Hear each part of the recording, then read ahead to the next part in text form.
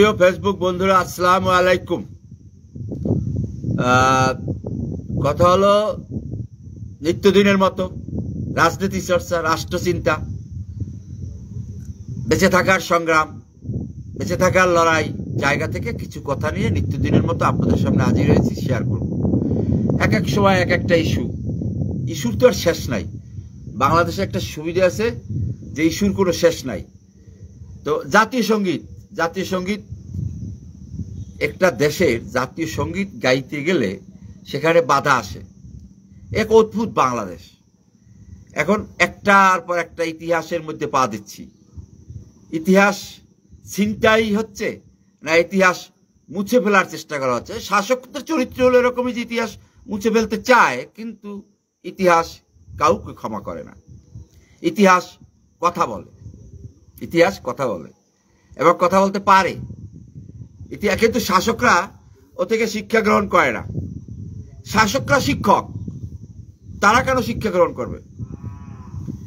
তো সেই বিষয়াদি নিয়ে আজকে যে ইতিহাসের দিকে ধাপিত হচ্ছে বাংলাদেশের শাসকের রাজনীতির কর্মকাণ্ড এবং দেশকে ঘিরে, বাংলাদেশকে ঘিরে আমাদের স্বাধীনতা, সার্বভৌমত্ব, লাল সবুজের পতাকা, মাটি, মাটি, মানুষের বাংলাদেশকে নিয়ে আজকে ইতিহাসের একটা ছিনতাই, ইতিহাসের মুছে ফেলার চেষ্টা, ইতিহাস চাপা দেওয়ার চেষ্টা, ছাই চাপা দেওয়ার চেষ্টা অব্যাহত আছে।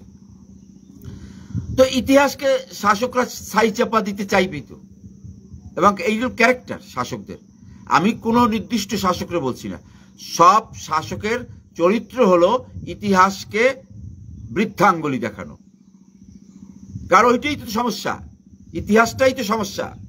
কারণ সবাই বলতে চায় তার ইতিহাসটাই সেরা ইতিহাস, তার ইতিহাসটাই শ্রেষ্ঠ ইতিহাস। আকরাম হোসাইন ইজ ওয়াচিং। আহমেদ আবু জাফর, মফস্বল, বাংলাদেশ মফস্বল সাংবাদিক ফোরামের ট্রাস্টি বোর্ডের চেয়ারম্যান, অত্যন্ত গুরুত্বপূর্ণ ব্যক্তি, সম্মানিত ব্যক্তি। Thank you very much. তো ইতিহাস শাসকদের চরিত্রটাই হলো, বা তারা মনে করে যে তার শিক্ষাটাই শ্রেষ্ঠ শিক্ষা, তার ইতিহাসটাই সবচেয়ে বড় ইতিহাস, তার বিষয়টাই গুরুত্বপূর্ণ বিষয়। এটাই হলো শাসকের চরিত্র। সে আপনি যে শাসকের কথা বলেন, সামরিক শাসক বলেন, ধর্মীয় শাসক বলেন, ধর্মীয় যাজক বলেন, মানে আপনি যদি গণতান্ত্রিক শাসক বলেন, অগণতান্ত্রিক শাসক বলেন, অর্থাৎ পৃথিবীতে যত প্রকার শাসক আছে সব শাসকের ওই চরিত্রটায় মিল আছে। এখন জাতীয় সঙ্গীত বাধা হবে, জাতি জনক বা যারা জাতির জনক মানে না তারাও বলে যে স্থপতি, বাঙালি জাতির স্থপতি, তাকে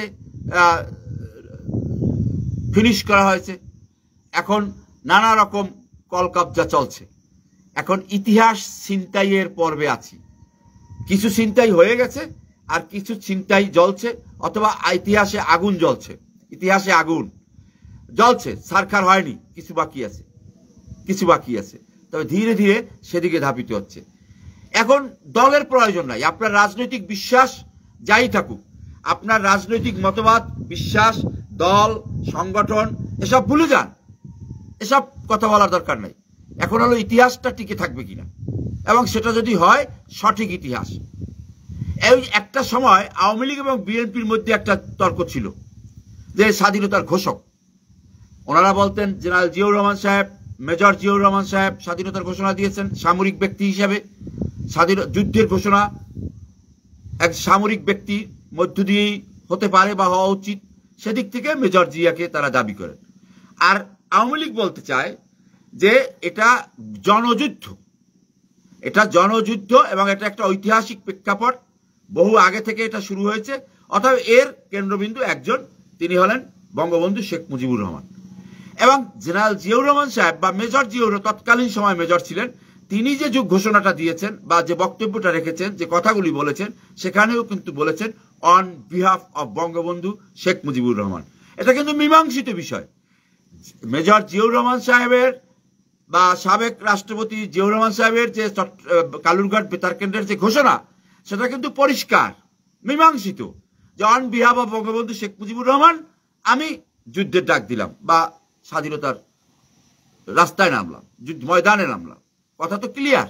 কিন্তু রাজনৈতিক কারণে পরবর্তীকালে জেনারেল জিয়াউর রহমান একটা বৃহৎ রাজনৈতিক দলের ঘটনার পরম্পরায় তিনি নেতার আসনে বসলেন এবং নেতৃত্বে আসলেন এবং একটা বৃহৎ রাজনৈতিক দলের সৃষ্টি হয়ে গেল এবং তারা ক্ষমতাসীন হলেন। এই রাজনৈতিক বিভক্তির কারণে কিন্তু ওই মীমাংসিত বিষয়কে অমীমাংসিত করার চেষ্টা দুই দল করেছে। সেই সুযোগ নিয়ে আজকে কিন্তু আরেকটা গ্রুপ বা আরেকটা অংশ তারা সেই সুযোগে সবাইকে ডিলিট করে দিচ্ছে। ঘোষক, স্থপতি, জাতির পিতা সব এখন বলা হচ্ছে যে গোলাম আজম সাহেবের বাংলাদেশ। হ্যাঁ, গোলাম আজম সাহেবের বাংলাদেশ তো এখন তো গোলাম আজম সাহেবের বাংলাদেশ। যারা স্লোগান দিয়েছেন তারা যথার্থ স্লোগান দিয়েছেন। শহীদুল ইসলাম রিপন, মোহাম্মদ ইউনুস মিয়া, আপনাদেরকে অসংখ্য ধন্যবাদ। তো গোলাম আজম সাহেবের বাংলাদেশ এবং জাতীয় সঙ্গীত বাধা। জাতীয় সঙ্গীতের দরকার কি? জাতীয় সঙ্গীতকে এখন যাত্রা সঙ্গীত বলতে পারেন। আমি বলতে বাধ্য হচ্ছি।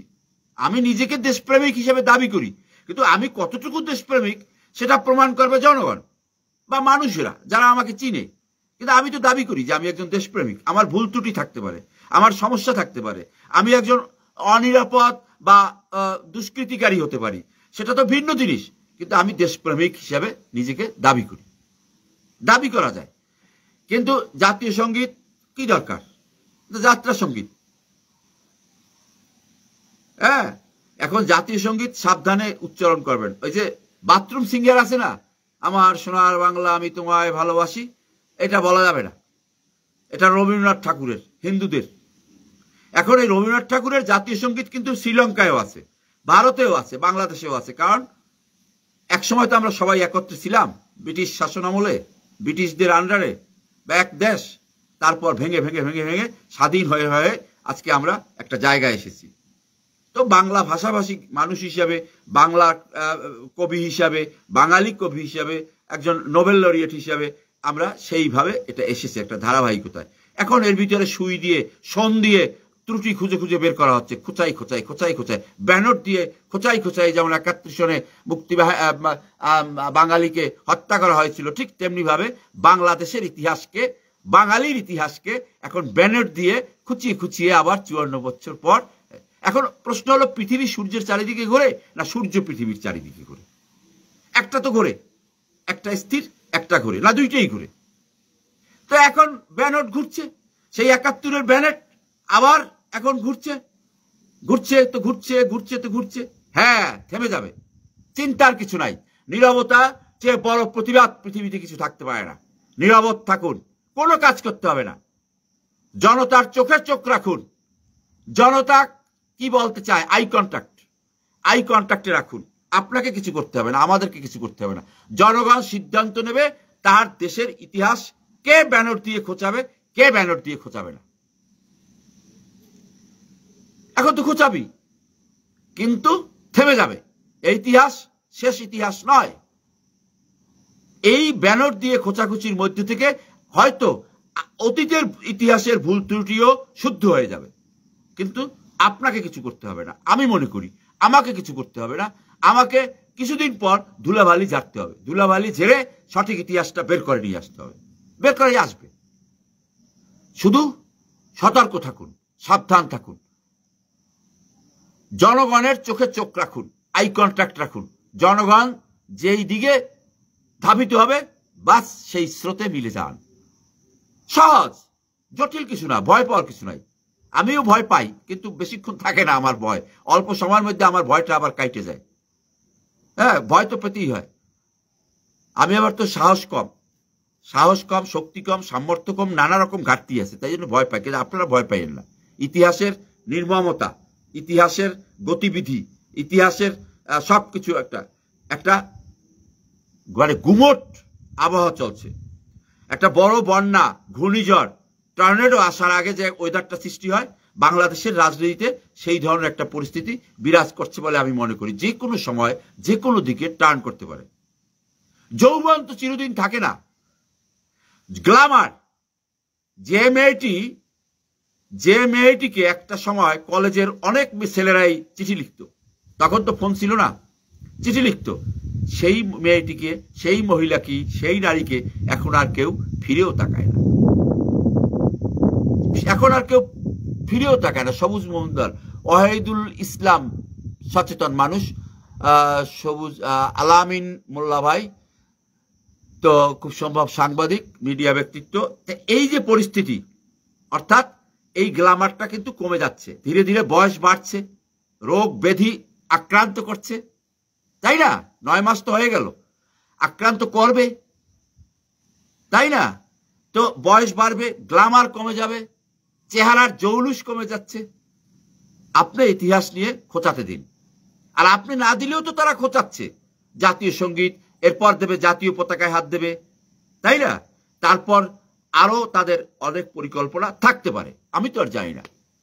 কিন্তু কিন্তু টাইম এসে গেছে, টাইম হয়ে গেছে, সময় হয়ে গেছে। অর্থাৎ আমাদের দেশের নারীরা, আমাদের মায়েরা, আমাদের দাদিরা, আমাদের নারীরা ভাত রান্না, অনেক এখন হচ্ছে ভাত কম পাক করে, তখন কিন্তু অনেক ভাত রান্না হতো একটা পাতিলে, তো একটা ভাত টিপে সব উঠেই ফেলতেন, হয়ে গেছে, অথবা হয় নাই। সিদ্ধান্তটা কিন্তু একটা ভাত টিপেই সকল ভাতের সিদ্ধান্ত নিত আমাদের দাদিরা, মায়েরা। এখন তো 100 গ্রাম চাউল 200 খাওয়ার লোক নাই, এইরকম একটা পরিস্থিতি, ভাত খায় না, ডায়াবেটিক। সময় হয়ে গেছে। কারণ কি জানেন? ঘরের মধ্যে শত্রু ঢুকে পড়ছে।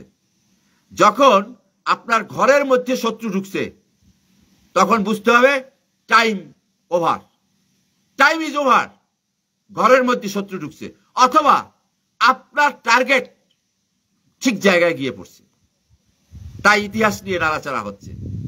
ইতিহাস বোবা না, ইতিহাস কালা না, ইতিহাস অন্ধ না, এটা জানে না।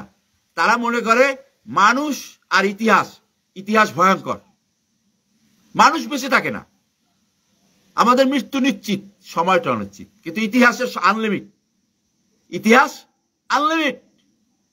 হাজার হাজার বছর আগের ইতিহাস আমরা এখনো চর্চা করি এবং সেই পথেই হাঁটি, কারণ আর তো কিছু নাই, থাকে না। ইতিহাস হলো আমাদের সামনের একমাত্র অবলম্বন। জাতীয় সঙ্গীতের পর কিন্তু আসবে জাতীয় পতাকা, এবং এরপর আসবে কিন্তু সেই ব্যানার দিয়ে খুঁচিয়ে খুঁচিয়ে মৃত্যু।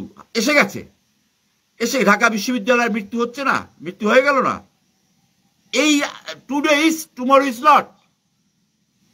Once Mr. Akram Hussain wants to join video, please. আমার এই মুহূর্তে আমার কাছে ইয়া নাই, যার জন্য আমি কানেক্ট নিতে পারছি না। আমি একটা গ্রামের পাড়াগায়ে আছি, তো নেক্সট টাইম আমি আপনাকে আকরাম ভাই নিয়ে নেব। তো যে কথাটা বলতে চেয়েছিলাম, যে ব্যানার দিয়ে খুঁচিয়ে খুঁচিয়ে কিন্তু মুক্তিযোদ্ধাদের অপমান করা হচ্ছে, হয়নি? লাঞ্ছিত করা হচ্ছে, মারধর করা হয়েছে। তেমনি এখন কিন্তু কিছু খুন খারাপিও ঘটবে, কারণ যখন মোমবাতি নিভে যায় তখন সে ধপ করে জ্বলে উঠে। এটা নিয়ম, এটা আপনার বেলায়ও আপনি মনে রাখবেন, আপনার নিজের বেলায়ও আপনি মনে রাখবেন। আমি মনে রাখি যে মরার বেহুশ বা হুশ নাই রোগী মৃত্যুর আগে কিন্তু সে পানি খেতে চায়, মানে কথা বলতে পারে। এর আগে কিন্তু পারে না, 3 দিন 4 দিন যাবত। তো ইতিহাসে পাড়া দিচ্ছি। এছাড়া সংবিধান বা রাষ্ট্রের মূল প্রতিষ্ঠানগুলি, স্তম্ভগুলি, সেই সমস্ত জায়গায় নড়াচড়ার খবর পাচ্ছি, কানে আসছে, কানে শব্দ ভেসে আসছে, শুনতে পাচ্ছি কানে, যে আপনারা হয়তো শুনতে পাচ্ছেন যে বড় প্রতিষ্ঠান, রাষ্ট্রের স্তম্ভ, মিডিয়ায় নাকি 200 সাংবাদিকের তালিকা হয়েছে। হ্যাঁ, মিডিয়ায় মানে সাংবাদিকদের 200 তালিকা হয়েছে। রাষ্ট্রপতি, আমি চুপ্পু সাহেবকে পছন্দ করি, মানে যোগ্য মনে করি না, পছন্দ তো কিছু যায় আসে না, কিন্তু ওটা তো আমার উপর নির্ভরশীল না। কিন্তু ওই প্রতিষ্ঠানটা তো আমাদের সেনাবাহিনী, আমাদের উপদেষ্টা সরকার, অন্তর্বর্তীকালীন সরকার, আমাদের ভূখণ্ড, আমাদের চট্টগ্রাম, আমাদের বান্দরবন, আমাদের কক্সবাজার, তাই না, তিস্তা, ইত্যাদি ইত্যাদি ইত্যাদি। তো সব জায়গায় একটা লাশের গন্ধ পাচ্ছি, কানে বাতাসে কানে আসছে দুঃসংবাদের সংবাদ। যে দুঃসংবাদ আমাকে ভাবিয়ে তোলে। ফরহাদ হোসেন তালুকদার, ইদ্রিস বাহাদুর, আসসালামু আলাইকুম। ওয়ালাইকুম আসসালাম ওয়া রাহমাতুল্লাহি ওয়া বারাকাতুহু। তো এই শুনতে পাচ্ছি, আমি তো, আমার কাছে ডকুমেন্ট নাই, আমি একটা সাধারণ মানুষ, আমি যা বুঝতে পারি সেটা বলতে পারি, তাই না? আর আমার বুঝতে তো একটা কোনো সিরিয়াস কিছু না, গুরুত্বপূর্ণ না, কিন্তু আমার কানে আসছে যে সব জায়গায় লাশের গন্ধ পাচ্ছি, লাশের গন্ধ পাচ্ছি। আর গুজব আর গজব এটি এক ধরনের শব্দ, একটু পার্থক্য। গুজব থেকেই কিন্তু গজব আসে, গুজব থেকে গজব আসে। গজবটা আসবে তো আমাদের উপর, সমস্যা হলো এটা। গজবটা আসবে আলামিন রিজভী সাহেব, advocate supreme court Niaz Ahmed, তথ্য গবেষণা সম্পাদক কাউখালী উপজেলা আওয়ামী লীগের, ভাই ফরহাদ হোসেন তালুকদার, সৌদি কাতার প্রবাসী। কাতার কিন্তু একটা বিশাল যুদ্ধ বিমান উপহার দিয়েছে ডোনাল্ড ট্রাম্পকে। এটা কিন্তু একটা part, this is the part of politics. দক্ষিণ এশিয়ার পলিটিক্সে কাতারের সরকার, কাতার কিন্তু ডোনাল্ড ট্রাম্পকে একটা যুদ্ধ বিমান দিয়ে দিছে উপহার, বিশাল দামি, কাজে লাগবে। এটা কিসের ইঙ্গিত? সবকিছু কিন্তু আমাদের রাজনীতির সাথে ঢুকে পড়ছে। তো আমার মূল বিষয় যেটা, যে ইতিহাসে আগুন লাগছে, আগুন জ্বলছে, চুপ থাকুন। কারণ এটা ফায়ার সার্ভিসের দায়িত্ব। ফায়ার সার্ভিস কারা? জনগণ। জনগণ নেভাতে যাবে, তখন আপনি যাইবেন। আপনি খামাখা গিয়া নির্যাতিত, লাঞ্ছিত, প্রাণ নাশ, পরিবারের ক্ষতি, নিজের ক্ষতি, ছেলের ক্ষতি, মেয়ের ক্ষতি করতে যাবেন না। ইতিহাসে আগুন লাগছে, আমি আবার বলি, বারবার বলি, কথা বলা কিন্তু সমস্যা, এখন অপরাধ। ইতিহাসে আগুন লাগছে, জাতীয় সঙ্গীত বন্ধ, এটা বন্ধ, ওটা নিষিদ্ধ, এরপর জাতীয় পতাকা পরাই দেবে। জাতির পতাকা খামচে ধরবে পুরানা শকুনরা। অতএব আমি অল্প কথায় বলছি আজকে, ইতিহাসে আগুন লাগছে, এই আগুন নিভাইতে আপনি যাবেন না প্লিজ। আমাদের মধ্যে অতি উৎসাহী কিছু লোক আছি যারা ওইখানে যাবেন না, যাবে ফায়ার সার্ভিস। ফায়ার সার্ভিস কারা? ইতিহাসের আগুন নিভানোর জন্য ফায়ার সার্ভিস হলো জনগণ। ইতিহাস কার? জনগণ। দেশ কার? জনতার। এই ভূখণ্ড কার? জনতার। এই মাটি কার? জনতার। এই ইতিহাস কার? জনতার। জনগণ ফায়ার সার্ভিস হইয়া ওইখানে যাবে, শুধু অপেক্ষা করতে হবে, ধৈর্য ধারণ করতে হবে। তখন আপনি আপনি যাবেন, আমরাও যাব, পারলে যাব, না পারলে না যাব। তবে ওই কথাটা মনে রাখেন যে ইতিহাসে আগুন লাগছে, আগুন জ্বলতেছে, ধাউ ধাউ করে জ্বলতেছে, আগুন নেবে নাই। ইতিহাসের আগুনের ফায়ার সার্ভিস কিন্তু জনগণ। জনগণকে যেতে হবে, একবার আইয়া আপনি যাবেন না। আপনি যখনই যাবেন তখনই কিন্তু আগুন আরো জ্বলবে, কারণ যার কাজ তাকে করতে দেন। ইতিহাসের আগুন নেভানোর জন্য আপনি কেউ না, সরি, ইতিহাসের আগুন নেভানোর দায়িত্ব ফায়ার সার্ভিসের, আর ফায়ার সার্ভিস হলো জনগণ। জনগণ আমাদের সব কিছুকে পাল্টে ফেলা হবে, কিন্তু পাল্টে ফেলা যায় না। আমাদের কোরআন আমাদের পবিত্র ধর্মগ্রন্থ, কিন্তু আসমানি কিতাব চারখান। ওরা জানে না, ওরা জানে কিন্তু বলে না, চেপে যায় হীন স্বার্থে। আসমানি কিতাব চারখান, কিন্তু আমাদের পবিত্র ধর্মগ্রন্থ আল কোরআন, তার আর তিনখান কি? তাওরাত, জাবুর, ইনজিল, তাই না? নাকি ভুল বললাম? আবার ধর্মের আলোচনা করতে গেলে বলবে তুমি ধর্মের কে? সমস্যা আছে, নাস্তিক, কাফের, আমারে বলবে কাফের। তাই আমি ওই আলোচনায় ভিতরে ঢুকতে পারি, কিন্তু ঢুকবো না। কেন ঢুকবো না? ওই যে আমারে বলবে কাফের, আমারে বলবে নাস্তিক, আমারে বলবে আস্তিক, যা খুশি তাই বলবে। মব জাস্টিস, সুপ্রিম কোর্টে মব জাস্টিস হয়। বাংলাদেশের সুপ্রিম কোর্টে নাকি মব জাস্টিস হয়। বাহ! তাই আমি বলছি ইতিহাসে আগুন লাগছে, আগুন জ্বলতেছে, আপনারা যাবেন না, ওই আগুন নেভানোর দায়িত্ব ফায়ার সার্ভিসের, আর এই ফায়ার সার্ভিস হলো জনগণ। আমি বারবার বলছি, কেন বলছি? বিপ্লব ছিনতাই হয়ে যায়, আন্দোলন সংগ্রাম ছিনতাই হয়ে যায়। তাই এই আগুন জ্বলাটাকে ছিনতাই হতে দিয়েন না, তাহলে কিন্তু আপনার চান্স, আপনি ট্রেন মিস করবেন। আমাদের মধ্যে অতি উৎসাহী লোক আছে, ট্রেন মিস করবেন। এই আগুনটা জ্বলতে দেন, দেখেন কি হয়। ইতিহাসের গতিবিধি পাল্টে যাবে, ইতিহাসের গতিবিধি পাল্টে যাবে।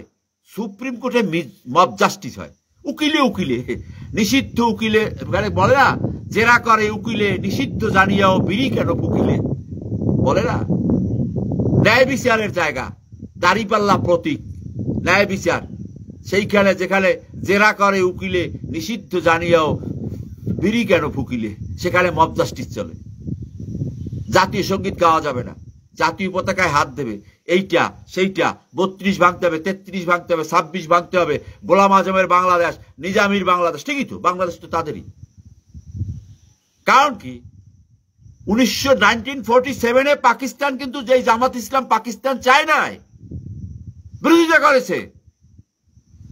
1971-এ বাংলাদেশ চায় নাই, বিরোধিতা করেছে।